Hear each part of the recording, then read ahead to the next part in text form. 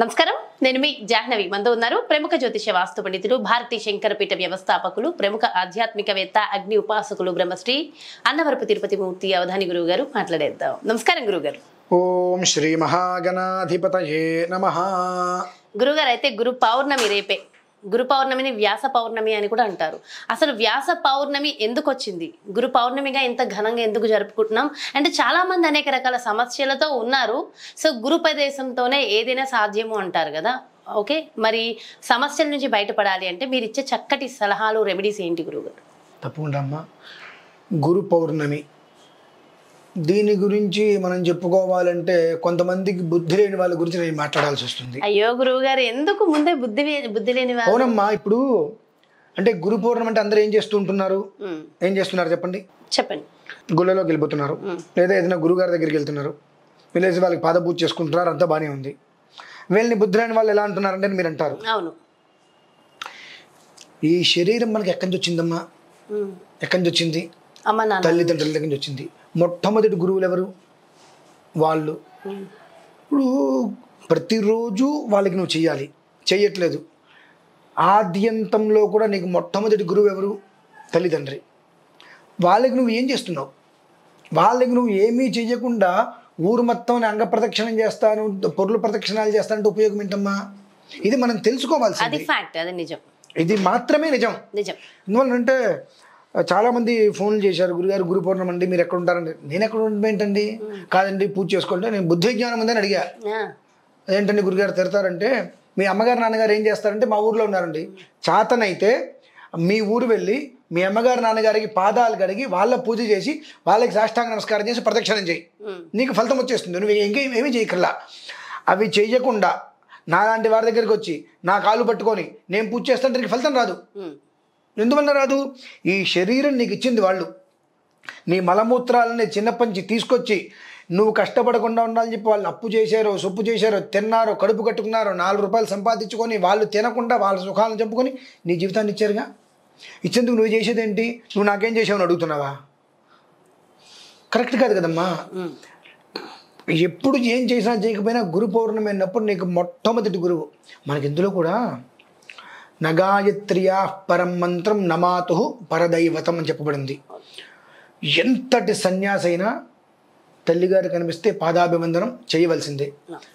అంతటిది ఉన్నప్పుడు నువ్వు నీ తల్లిదండ్రులను ఎందుకు చేయలేకపోతున్నావు? నీ తల్లిదండ్రులకి నువ్వు చేయకుండా బయటకు వచ్చి నేను విష్ణు సహస్రనామం చేస్తాను, లేదంటే ఏదో పీఠాధిపతికి దగ్గరికి వెళ్తాను, మఠాధిపతి దగ్గరికి వెళ్తాను, గురుగారి దగ్గరికి వెళ్ళి పాదాలకు నమస్కారం చేస్తా అంటే నీకు పాపము తప్ప పుణ్యం రాదు. అంటే జీవాత్మ, పరమాత్మ, అంతరాత్మ అని ఆత్మత్రయంలో అంతరాత్మ ఎవరండి? తనకి శరీరాన్ని ఇచ్చింది. అంగాదంగాత్ సంభవసి హృదయాదధిజాయసే ఆత్మా వై పుత్ర నామాసి సజీవ శరదశతం అశ్మాభవ పరశుర్భవ అని చెప్పి బాలసారి అప్పుడే చెప్పుకుంటారు. ఎందుకని? నా శరీరం నుంచి ఉద్భవించిన పిల్లవాడు అంగాదంగాత్ సంభవసి అని హృదయాన్ని కత్తుకొని పిల్లవాడి గురించి ఆ మంత్రాలు చెబుతూ ఉంటారు. ఎందుకంటే ఆ పిల్లవాడు జీవించినంతకాలము కూడా ఎలాంటి కష్టములు రావద్దు, ఏ కష్టమైనా నేను అనుభవిస్తాను, నా ఆయుష్ కూడా పోసుకొని పిల్లవాడు నిండు 100 ఏళ్ళు ఉండాలని చెప్పి ఆ తల్లిదండ్రి తాపత్రయపడతారు. అటువంటి తల్లిదండ్రికి నువ్వు చేస్తున్నది ఏంటి? ఎలాంటి వందనం చేస్తున్నావు? అందుకని రేపటి రోజు నీకు మంచి జరగాలి, నీ కుటుంబం శ్రేయస్సులో ఉండాలి, వృద్ధి కలగాలి అంటే నువ్వు చేయవలసింది ఏమిటి అంటే మొట్టమొదటిగా నీ తల్లిదండ్రులు ఎక్కడున్నారు అక్కడికి వెళ్ళు. అంటే నేను విదేశంలో ఉన్నానండి, ఫోన్ చేయి. ఫోన్ చేసి ముందు వాళ్ళకి బ్లెస్సింగ్స్ తీసుకో, వాళ్ళ దగ్గర నమస్కారాలు తీసుకొని వాళ్ళ ఆశీర్వచనాలు తీసుకొని నువ్వు ఏ దేవాలయానికైనా వెళ్ళు. ఈ సందర్భంగా ఒక చిన్న మాట, అంటే ప్రస్తుతం సొసైటీలో జరుగుతుంది, ప్రతి ఒక్కళ్ళకి దాదాపుగా ఉన్నది ఏంటంటే, నిజంగా మీరు అన్నట్టు ఒక గురువుకి వెళ్ళి నమస్కరించాలంటే గర్వంగా చెప్పుకుంటున్నారు, ఒక గుడికి వెళ్ళాలంటే గొప్పగా చెప్పుకుంటున్నారు, స్టేటస్లు పెడుతున్నారు. ఒక తల్లికి నమస్కరించాలంటే చాలా గిల్ట్గా ఫీల్ అవుతున్న వాళ్ళని కూడా మనం చూస్తున్నాం. తీసుకెళ్లి అనాథాశ్రమాల్లో పెట్టేస్తున్న పిల్లల్నే మనం ఎక్కువగా చూస్తున్నాం. అదే గొప్పగా ఫీల్ అవుతున్నారు. దాని గురించి కూడా ఏమంటారు? దాని గురించి ఏంటండి, నా దృష్టిలో ఎప్పుడైతే కనుక తల్లి తండ్రి బ్రతికి ఉండగా వాళ్ళని వీళ్ళు చూసుకోకుండా వాళ్ళు వృద్ధాశ్రమాల్లో పడేశారంటే ఆ క్షణం నుంచి ఆ కొడుకులు చచ్చిపోయిన వాళ్ళ కింద లెక్క. వాళ్ళ కొంపల్లో మంచినీళ్ళు కూడా తగ్గకూడదండి, ఇళ్ళకు కూడా రానికూడదు వాళ్ళని. ఎందువల్లంటే వాళ్ళు లేనిదే నువ్వు లేవు కదండి. అంతే కదా. వాళ్ళ ఎంతో కష్టం మీద నువ్వు ఇక్కడికి వచ్చి ఇవాళ నీకు ఎవరో చెప్పారనో నీకేదో ఉద్యోగం వచ్చిందని ఇంకోటి వాళ్ళని నువ్వు వదిలేసావనంటే నీకన్నా దౌర్భాగ్యుడు ప్రపంచంలో ఉన్నాడు. అటువంటి వాడి చేతి మీద మంచినీళ్ళు కూడా ముట్టుకోకూడదండి. నేనైతే ఖచ్చితంగా అందులో సందేహమేం లేదు, నిర్మోహమాటంగా చెప్పేస్తాను. అలాంటి వాళ్ళే రాజ్యాలు వెళ్తూ చక్కగా రోడ్ల మీద పడి హ్యాపీగా తిరుగుతూ ఉన్నారు. కర్మ ప్రారంభం అండి. ఎందువల్లంటే ఇప్పుడు మీరు అన్నారు చూసారా, మా అమ్మగారు నాన్నగారు అండి నేను వాళ్ళని చూసుకుంటున్నానని చెప్పుకోవడం అంటే చాలా యోగం. చచ్చిపోతున్నారు చెప్పుకోవడానికి. అంటే సొసైటీలో ఇంకా మీ అమ్మ నాన్నని చూస్తున్నావు నువ్వు అంటారేమో అని చెప్పి. సొసైటీ కూడా అలానే. దౌర్భాగ్యుడా, నీకు జన్మనిచ్చింది వాళ్ళు, నీకు ఊపిరిచ్చింది వాళ్ళు, నీకు శరీరాన్ని ఇచ్చింది వాళ్ళు, నీ రక్త మాంసాన్ని ఇచ్చింది వాళ్ళు. అటువంటిది వాళ్ళని చూసుకోకుండా ఎవరి గురించి నువ్వు తాపత్రయపడుతుంటే నీకన్నా చండాలమైన వాడికి భూమి మీద లేడు. కాబట్టి నేను ఈ విషయంలో చెప్పగలిగేది ఏమిటి అంటే ఖచ్చితంగా రోజు నీ బ్రతుకు ఎట్లాగో చేయవు. ఇవాల్టి రోజు అంటే గురు పౌర్ణమి అనేటువంటిది వచ్చింది కాబట్టి నీకు ఆది గురువు తల్లిదండ్రి కాబట్టి వాళ్ళకి చక్కగా చేతనైంది బట్టలు పెట్టు.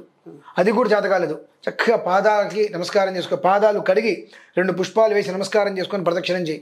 అండ్ ఒక్క మాట చెప్తాను, ప్రతి మనిషికి గణపతి గురించి తెలుసుగా. ప్రతి ఇంట్లోనూ అంటే ఇంట్లో అంటే కన్నా కొంపలో ఉండటం చాలా ఉత్తమం. ప్రతి కొంపలోనూ గణపతి పూజలు చేసేస్తారుగా. ప్రతి నవరాత్రులకు వస్తే పందిరులు వేసేస్తారు ఈ వెధవలందరూ. సిగ్గు జ్ఞానం ఉండద్దని కడుపుకు అన్నం తింటారు. ఏం తింటున్నారండి వాళ్ళు?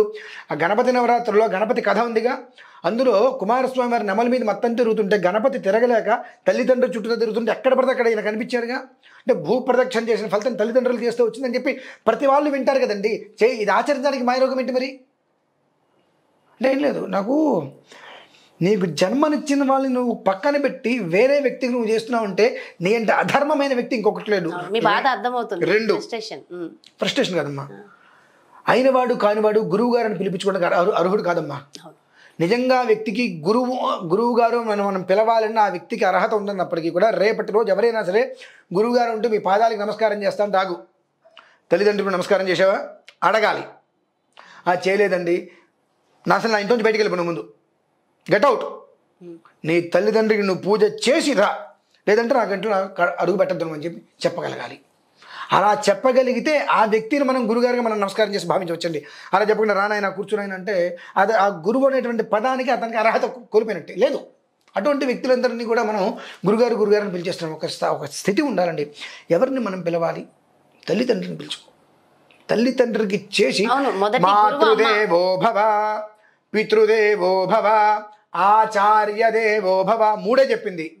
అంటే ఈ ఉపనిషత్తుల్లో కూడా మొట్టమొదటిది మాతృదేవో భవ పితృదేవో భవ అని చెప్పిందిగా. ఇంకా వాళ్ళకి మించిన గురువు నీకు ఎక్కడున్నాడు? కాబట్టి వాళ్ళకి చేసుకున్న తర్వాత నువ్వు గుడికే వెళ్ళు, గోపురానికి వెళ్ళటేనే వెళ్ళు. కానీ వాళ్ళకి చేయకుండా నేను అటు తిరుగుతుంటా నీ జన్మ వృధా.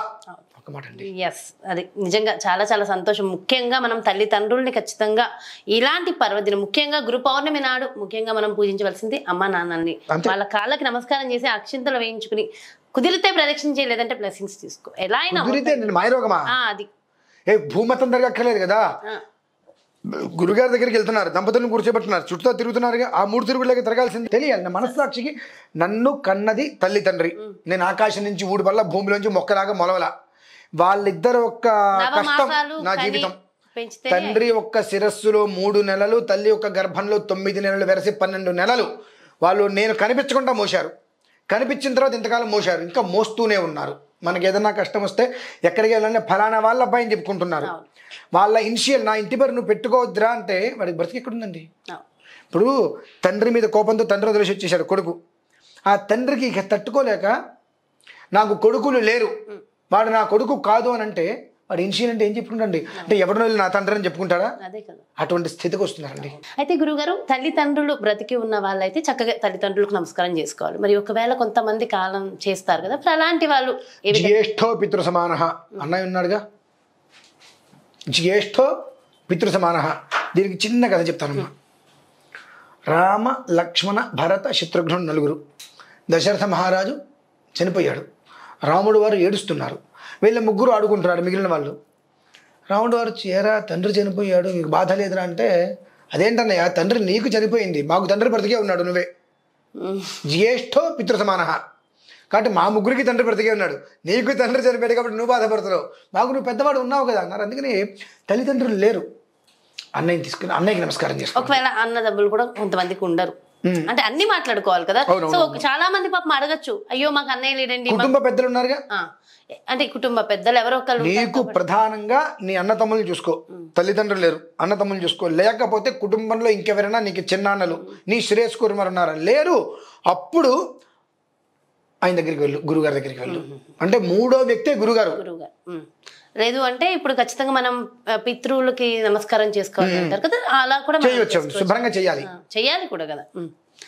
రుణం తెచ్చుకోవడమే కదండి అది, ఖచ్చితంగా అది చేసి తీరవలసిందే. అంటే తల్లిదండ్రులు లేకపోయినప్పటికీ కూడా వాళ్ళ పేరు మీద మనం ఏదైనా స్వయం పాకం లాంటిది ఇచ్చి నమస్కారం చేసుకొని పితృ రుణ ప్రీత్యర్థం, పితృప్రీత్యర్థం అనుకుంటూ నమస్కారం చేసుకొని అనంతరం అన్నదమ్ముల దగ్గర తీసుకుని గురుగారి దగ్గరికి వెళ్ళండి. చాలా చాలా అంటే చక్కగా చెప్పారు. అండ్ మీ బాధ, మీ ఫ్రస్ట్రేషన్ కూడా అర్థమైంది గురుగారు. అంటే అర్థమైంది, ఎందుకంటే సొసైటీలో చూస్తున్నాము, ఎన్నో అనర్థాలు మనం వింటున్నాం కాబట్టి. సో చాలా డీటెయిల్గా ఎక్స్ప్లెయిన్ చేశారు. థ్యాంక్ యూ సో మచ్ గురుగారు. నమస్కారం.